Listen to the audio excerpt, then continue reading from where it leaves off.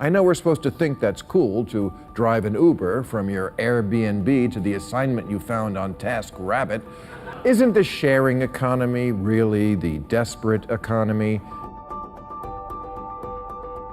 The sharing economy in a nutshell is any platform that uses the internet to connect dispersed networks of individuals. And that's a platform like Uber, Lyft, Airbnb that allows individuals, that is people who are looking for a place to stay or a ride, to connect with people who have spare bedrooms or a willingness to give people rides.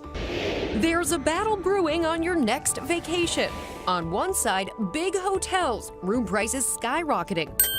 The challenger? Companies like Airbnb that offer short-term rentals typically at a fraction of the price are booming. Startup companies like Postmates and Instacart, they aim to deliver anything from seafood to shoes.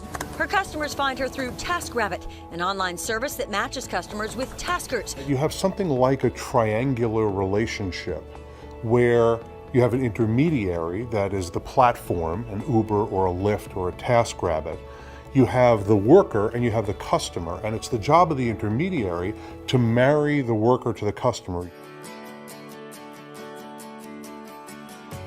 You talk about the sharing economy, and not everybody even agrees that that's the best term for it. The sharing economy implies a sort of communalism that is not necessarily the case. I'm not a big fan of the phrase sharing economy because it seems to imply like a barter system. The thing I think that's missing from calling it the sharing economy is it implies that everybody's kind of sharing in the benefits of this new economy, and that's not necessarily true. So the phrase that I've been using is the online gig economy. Gig sort of captures from the worker's perspective what's happening in that part of the economy. I use the term peer-to-peer economy because a peer-to-peer economy explains that individuals are using networks and platforms to connect with each other. What we are calling the sharing economy today might be thought of as a kind of hyper-capitalism. Economic historians prefer the name experience economy. The experience economy, the sharing economy, the collaborative, consumptive economy, whatever you want to call it, it's here to stay.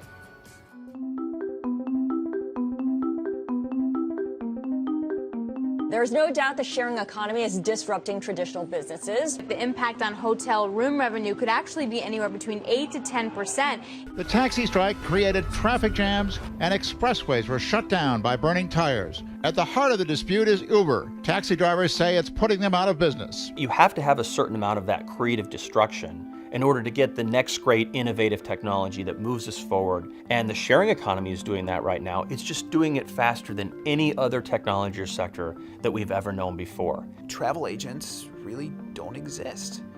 Kayak, Travelocity, we basically disrupted an entire industry with an algorithm. Resources that have long been thought of as personal resources, a personal car, somebody's home or apartment, those resources are now being added in to the economy. They bring private parties together without anybody really setting those prices in most of these markets.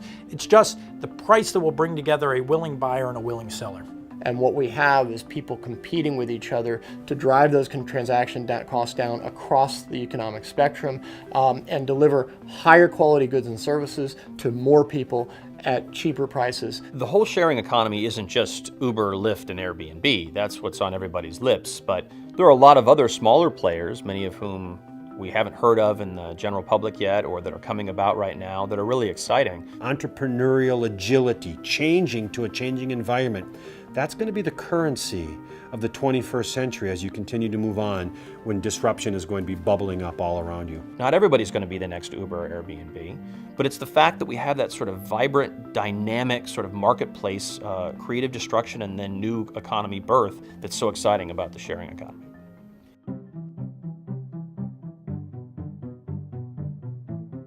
Uber says it's just a technology company putting passengers and drivers together. The company says its drivers are independent contractors. 87% of Uber drivers say they work for Uber to be my own boss and set my own schedule. For the most part, I have the control. They are really just a tool that I'm using to kind of process these transactions. The whole peer-to-peer thing is amazing, and the fact that I have a choice and when I want to work and who I want to pick up is huge for me.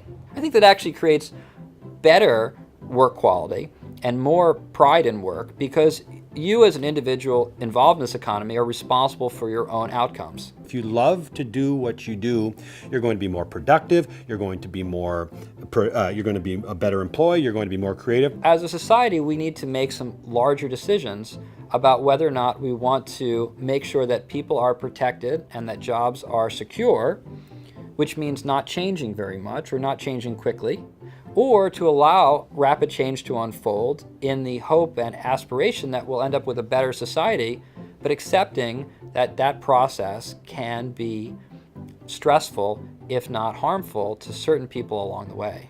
You don't get all the benefits, for instance, that you would get if you were working at a retail store full-time, such as medical benefits and retirement plan and things like that. And particularly if you're a worker who has fewer skills than others do in our economy, you're competing with a gigantic mass of people who are equally lesser skilled, and that has the effect of driving down wages.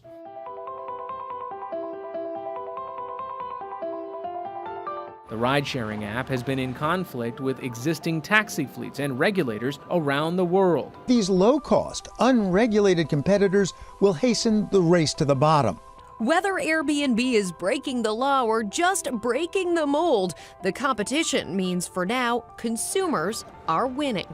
The really amazing thing about the sharing economy, when you get right down to it, is we can have distinct parties across the globe interacting with people in exciting new ways without any sort of government intervention. The law was not designed to deal with companies that are only facilitating this kind of work. There needs to be some sort of regulatory catch-up in terms of novel regulations that acknowledge the fact that these innovative companies exist and will continue to exist, but at the same time they have significant responsibilities to the communities in which they operate. So the question is, should the sharing or access economy be regulated the same way as the regular economy? We're not doing a great job of regulating the regular economy, if we want to call it that, in the sense that we have allowed ordinary, everyday, innocent, harmless economic transactions to be encrusted by layer upon layer of regulation, many of them completely indefensible. Taxi regulations just don't make sense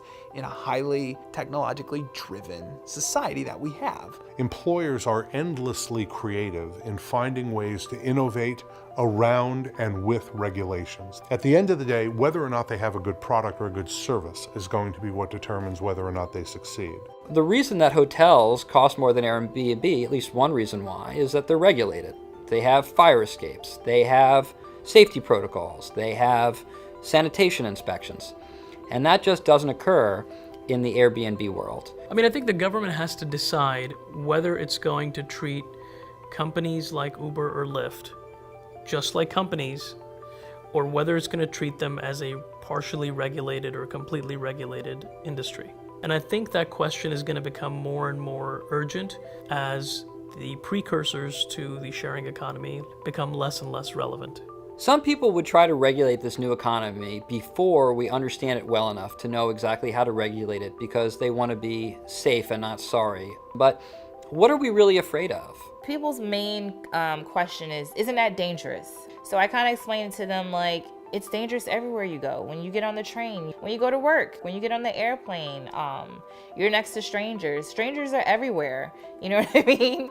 As for regulation, says Nick Grossman, they are self-regulated by the customers who publicly rate them. The major innovation is this idea of generating trust and safety. If you're a bad actor, we'll know. And if you're a great actor, people will know that too. If you think you've been mistreated or harmed or abused in any way, you can give instantaneous feedback to the platform to say something didn't go right here. There's always a trade-off between making things safer and making them affordable. And there's always a trade-off between government regulation and freedom of choice.